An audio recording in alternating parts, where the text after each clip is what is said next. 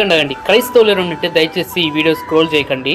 మనము ప్రభువును సేవించుచున్నాము కదా, భక్తిలో ప్రభు విషయమైన రోషాన్ని కలిగే ఉన్నామా? అవును, ప్రభు నిమిత్తము శ్రమలైన, నిందలైన, అవమానాలైన భరించుటకు సిద్ధంగానే ఉన్నామా? ఈ లోకంలో క్రైస్తవులుగా మనం ఉన్నామంటే మనము ధన్యులం. అవును, పౌలు అంటున్నాడు, యెరూషలేముకి వెళ్తే నువ్వు చనిపోతావయ్యా, యెరూషలేముకి వెళ్తే నువ్వు బంధించబడతావయ్యా అని అగబనే ప్రవక్త వచ్చి చెప్తున్నప్పుడు ఆయన అక్కడున్న వారంతా ఏడుస్తూ అంటున్నారయ్యా వెళ్ళకండి అని అంటే ఆయన అంటున్నాడు, యేసుక్రీస్తు నిమిత్తం బంధించబడటం మాత్రమే కాదు, యేసుక్రీస్తు కోసం నా ప్రాణం పెట్టడానికి కూడా సిద్ధంగా ఉన్నానని చెప్పాడు. భక్తిలో రోషం ఉండాలి.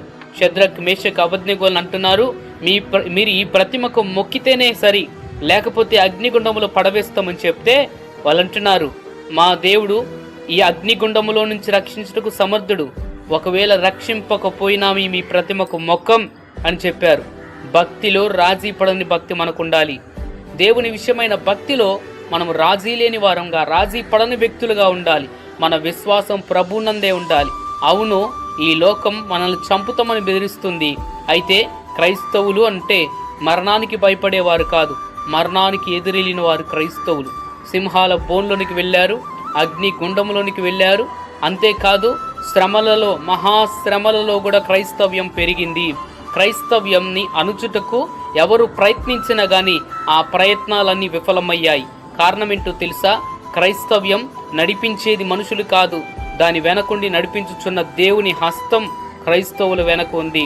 అవును, దినదినము క్రైస్తవ్యం పెరగడానికి గల కారణమేంటో తెలుసా?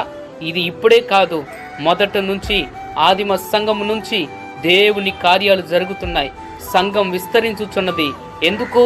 సంఘమునకు దేవుడు తోడయ్యున్నాడు. ఇప్పుడు ఈ కష్టకాలంలో మనమేం చేయాలి? సువార్తకు ఆటంకాలు కలుగుతున్నాయి, ఎక్కడికి వెళ్ళినా దెబ్బలు, ఎక్కడికి వెళ్ళినా అవమానాలు. ఈ టైంలో మనం ఏం చేయాలంటే, మనం ఏం చేయని అవసరం లేదు. సంఘముగా కూడి ప్రార్థన చేస్తే సువార్తకున్న ప్రతి ద్వారాలు, మూయబడ్డ ప్రతి ద్వారాలు తెరవబడతాయి. సువార్తలో మూయబడ్డ ప్రతి ద్వారాలు తెరవబడాలంటే ఆదిమ సంఘం చేసిందే మనం చేయాలి. పేతురు చెరసాల్లో ఉన్నాడు, పేతురు సంఖ్యలలో ఉన్నాడు. సంఘం అయితే అత్యాసక్తితో అతని గురించి ప్రార్థన చేస్తుంటే చెరసాలలో ఉన్న పేతుర్ని, ఖైదీలో ఉన్న పేతుర్ని దేవుని దూత వెళ్ళి తీసుకొని వచ్చింది.